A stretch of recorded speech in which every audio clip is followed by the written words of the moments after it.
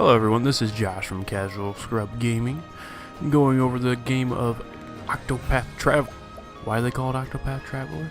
Well, I don't know, maybe because there's 8 characters. You got real clever with that one.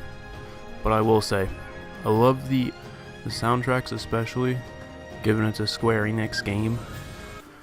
They do them right. One thing that does bother me with this game is the amount of different storylines you can run into. There are 8 characters. Each one of them has a different storyline, which gets a little confusing. And each chapter begins in their storyline. If that makes sense. So like chapter 1 would be in each of the 8 characters, and then chapter 2, each of the 8 characters you go through again. So there's a lot of story along with this game.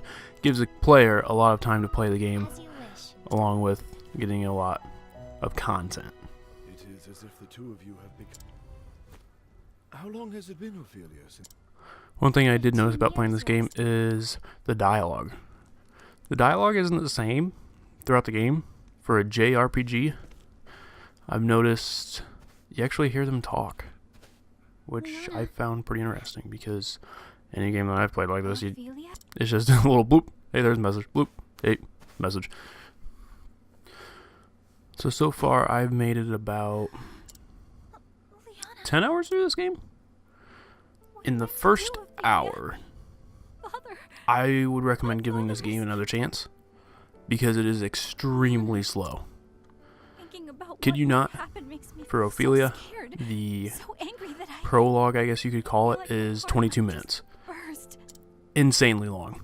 I don't think any other game that I've played other than, who knows, maybe this one, but any other game other than that hasn't had many cutscenes that are over 5 minutes. Now, along with the dialogue, meaning them actually talking and hearing them voice the words throughout the story, is only during the main quests that I've noticed. Any other person you talk to, Joe Schmo out in the town, they're going to give you like a one-word kind of shrug or answer prior to the dialogue popping up, which works. You don't notice it right away, but at first it's like, wow, this is different. That's pretty cool. And hearing the people talk to you with an actual voice and attitude.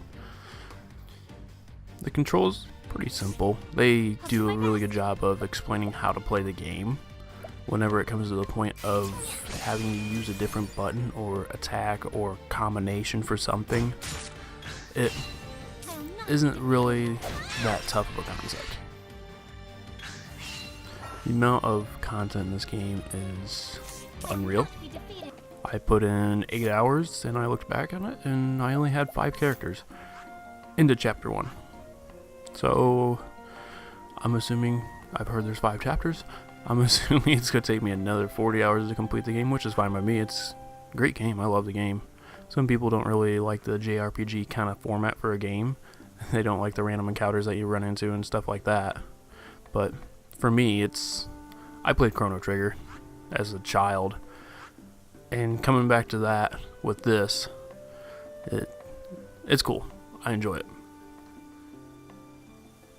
We'll say some tips here. The pedestal looking book things, the game does recommend you go to those and save every time you see one. Do it, because if you don't, you get to a point where you may run into 4 encounters that take 10 minutes to complete. I've had one encounter take 10 minutes to complete, and then you die the next time and you're pissed because you gotta go back and redo what you just did. There's an autosave feature. I don't know how often it goes through, but just fair warning. The reason I say the first character you want to give another chance in the first hour you play the game, because you're learning all the controls, you're learning where to go, everything of the such.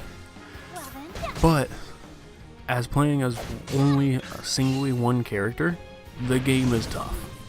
The first boss took me an hour to complete. I don't know if that's necessarily normal, but I died a lot. I died a lot.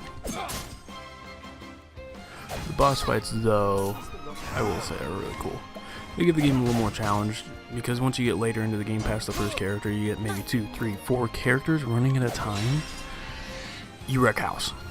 The random encounters, I didn't realize this at first. When you're running through an open wilderness area that's not necessarily a town, the map kind of like icon on the right, bottom right, will turn red.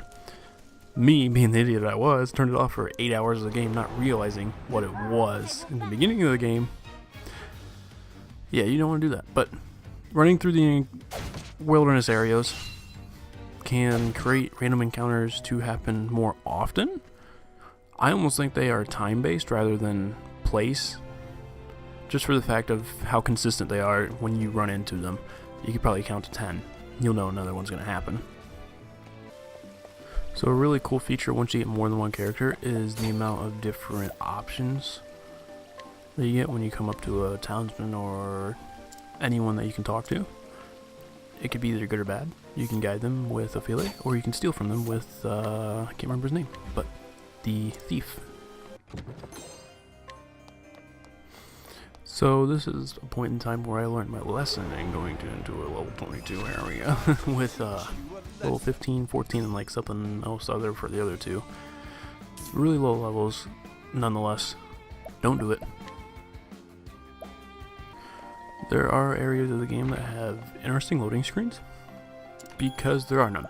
You go into a building, you see a black door, which caught me off guard at first. When you walk in, you're inside. I thought this was a pretty cool feature for the fact that you're seeing games nowadays that are pushing away loading screens to a sense to make the game more fluid and some loading screens faster, if there is any. I know some people, the JRPG games are just not for them, so I will say, if you haven't played one before, give it a chance. If you have, I would recommend, because this is one of the games that I will play probably for the next 40 hours and still enjoy it. I do like the complexity that the game gives in armor, weapons, and I would say general items. Just give an example. There aren't really a whole lot of tough things to understand with it. It's general things you would see in any other video game that makes sense. So walking into it, there's not a lot of confusion, I guess you could say. One thing I did notice, and this was something new 10 hours into the game, it did bug me how the characters you have do not communicate with each other whatsoever, but I noticed the plus sign pop up on my screen and said, oh, press to hear travel banter. And at first I didn't know what this meant. Then when this came up, I was like, oh wow. They are actually communicating with each other, good and bad.